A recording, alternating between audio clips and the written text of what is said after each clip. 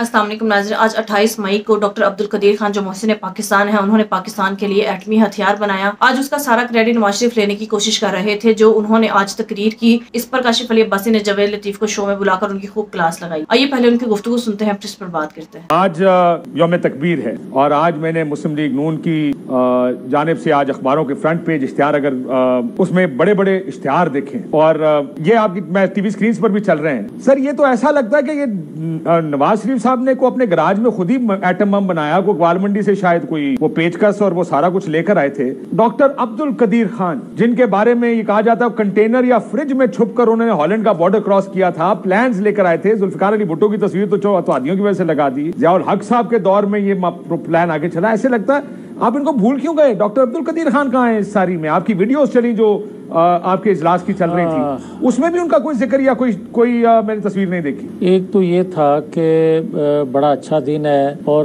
बड़े अरसे के बाद बड़े नशेबो फराज आए और उसके बाद आज 20 साल बाद या 22 साल बाद कम अज कम उसको आज इस तरह मनाया गया है, इस तरह सेलिब्रेट 26 साल बाद सर, 26 साल सर वो मेरे लगता है वैसे आप भी परेशान है, कहते ऐसी 26 साल कर दे की रहे हैं, सर 26 साल पहले क्यों नहीं याद आया? अच्छा नहीं 26 साल पहले, हाँ बिल्कुल आपने ये भी आपका सवाल ठीक है कि आपको ये सवाल करना पड़ा कि डॉक्टर कदीर खान की तस्वीर नहीं थी।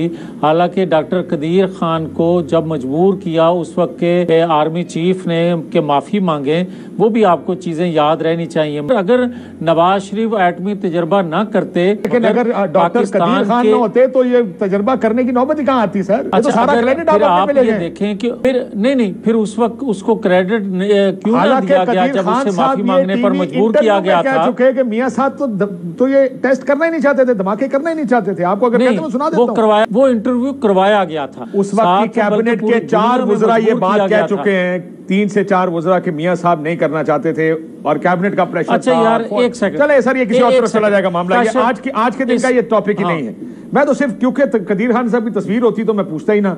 आपने जिस आदमी ने एटम बम बनाया है आपने उसकी तस्वीर नहीं की, सारी बल्ले बल्ले आप अपनी कर रहे हैं। मैं तो कहता हूं उनकी भी तस्वीर डाल देते, बेचारों की डेथ हो गई, लेकिन क्रेडिट तो दे। आज मैंने तकरीर सुनी जब मैं शहबाज साहब को सुन रहा था, वो इमरान न्याजी जो कि जेल में है, 40 साल उसको सजा हो गई मुख्तलिफ केसों में और 3-4 केसों में लगता है आप और सजा देने में तुले हुए हैं। अब तो आप लोग मेरा ख्याल को गद्दारी या पता नहीं कौन सा मुकदमा ही बनाने लगे। सारी तकारीर उसके खिलाफ, इमरान खान के खिलाफ जो जेल में है। आपके पास कोई नया आइडिया नहीं है? काशिफ बात यह है, मईशत और माशरत ये आपस में जुड़ी हैं और दोनों को बर्बाद करने वाला वही है।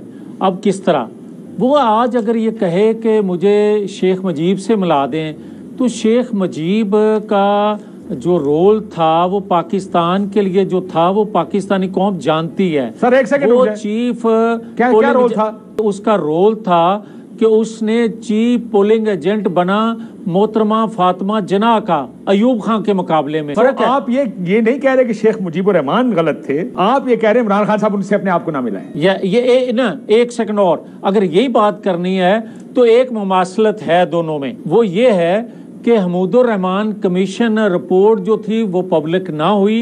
अगर वो हो जाती तो ऐसी चीजें पैदा ना होती और लोगों को जानकारी हो जाती कि हमारे पाकिस्तान के अंदर कौन कौन से लोग हैं जो पाकिस्तान की बर्बादी का बायस बने या पाकिस्तान के टूटने का बायस बने। सर पहले फैसला कर ले, मुजीबुर रहमान पाकिस्तान टूटने का बायस बना है या वो कोई बड़ा लीडर है? मुझे ये तो समझा दे पहले।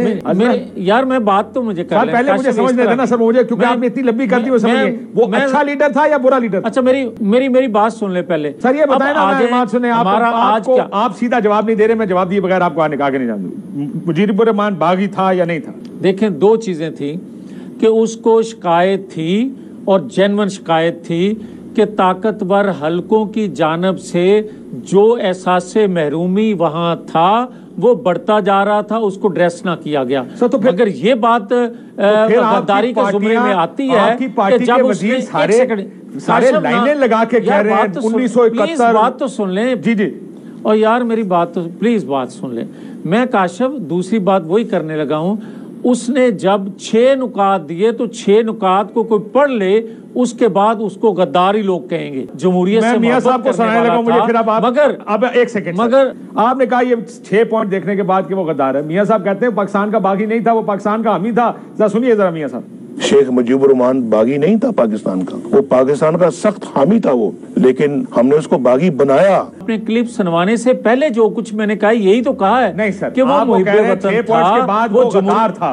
वो मियां साहब कहते हैं वो 6 पॉइंट के बाद नहीं 6 पॉइंट 65-66 में आ गया था। मैंने यार मेरी बात तो सुन ले प्लीज मेरी। मियां साहब, मैं जरा शुरू करना चाहता हूं शहबाज शरीफ साहब के एक बयान से जो उन्होंने आज 2018 के इलेक्शन के बारे में बताया। मुझे बताएं इसमें और 2024 के इलेक्शन में फर्क क्या है? अब बातें अच्छी नहीं लगती जब 2024 का इलेक्शन वैसे ही हुआ और उसके बेनिफिशियरी शहबाज शरीफ साहब को दूं। 2018 में भी धांधली हुई और आज भी हुई। 2024 में पिक एंड चूज किया गया। ये मैं बार बार बात करता हूं। पंजाब इंटीरियर से हमेशा से पीपल्स पार्टी ले जाती है, कोई पॉलिटिकल पार्टी कोशिश भी नहीं करती।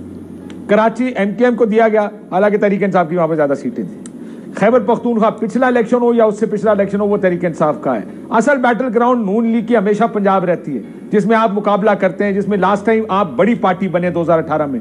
आपको हुकूमत नहीं पंजाब में बनाने दी, लेकिन आप फिर भी बड़ी पार्टी थे। वो आजाद उम्मीदवार उठा के सारे इमरान खान साहब को दे दिए गए। इस दफा अगर फेयर इलेक्शन होता सर, तो आप तो 15 सीटें नहीं निकाल सके थे पंजाब से। ये मसला हुआ है आपकी पार्टी का पंजाब नहीं, फारिग हो गए आप पंजाब। अब आपकी बात हो गई। अब मुझे इजाजत दें। मैं आपसे ये गुजारिश करने लगा हूं आज के दिन के हवाले से और मियां साहब की सदारत के हवाले से। मियां साहब का जो सदर बनना है आज नवाज शरीफ साहब का, लोग कहते थे कि जनाब की होएगा, वो सदर बन जाएंगे। वही जो आपने बात की कि वही पहले वाली गुफ्तगू 21 अक्टूबर वाली गुफ्तगू वो कर रहे थे।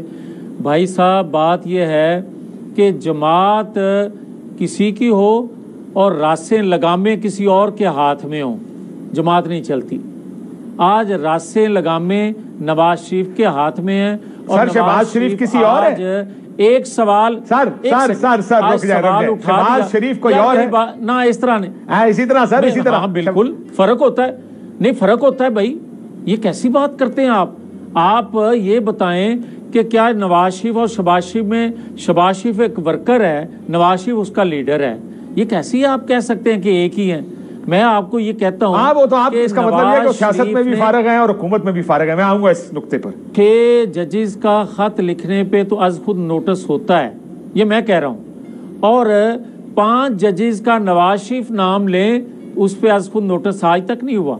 फिर आज मुझे ये बताएं सर कि अगर जनरल फैज साहब, ये जनरल ज़हीरुल आपने तारीख में किसी को छोड़ा और तारीख में कोई ऐसा है जिसको छोड़ा जाए? आप कैसे चाहते हैं कि जिसका नाम आप ले एक सो मोटो हो जाए और उसके खिलाफ कार्रवाइयां कर दें?